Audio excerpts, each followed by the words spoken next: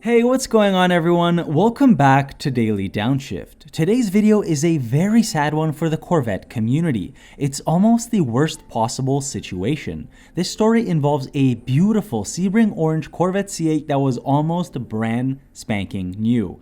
Now, this may not be the first totaled C8 because there was an Elkhart Lake Blue model that was involved in a crash in California a few months back. But that was a pre-production model, so I believe this is actually the first production model that has been crashed.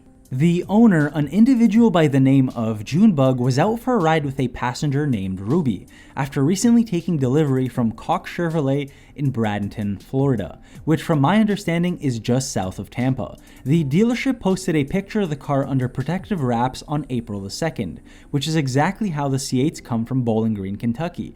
The motor vehicle accident occurred on April 3rd, which means it either occurred on the day of delivery or immediately the day after. I can only imagine that this car probably didn't even have 100 miles on the odometer, which is absolutely terrible considering that the owner didn't even get close to the 500-mile break-in, so they wouldn't even have felt the full power of the C8. From what we can gather, the C8 T-boned a black Hyundai Accent on its passenger side. It's not clear at this point who was at fault, if anybody, and I'm not going to be speculating on that. However, Junebug did leave a comment stating that we're not too bad, busted head and Ruby got some broken fingers. The guy was drunk with no insurance, glad I got good insurance to cover us.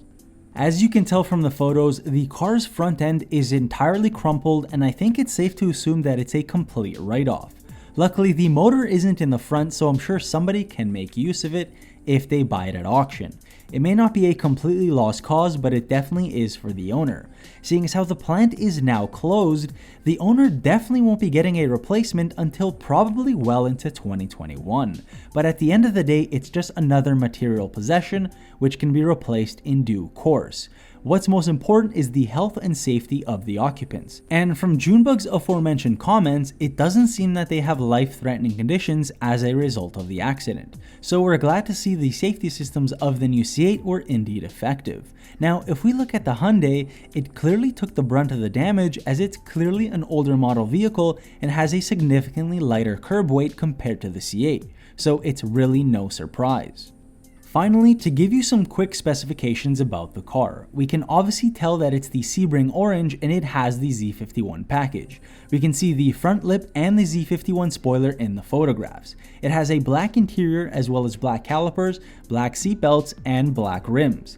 We cannot confirm if it's a 3LT, but we can say for certain that it is at least a 2LT trim, as it has the upgraded Bose sound system and the rear view mirror camera.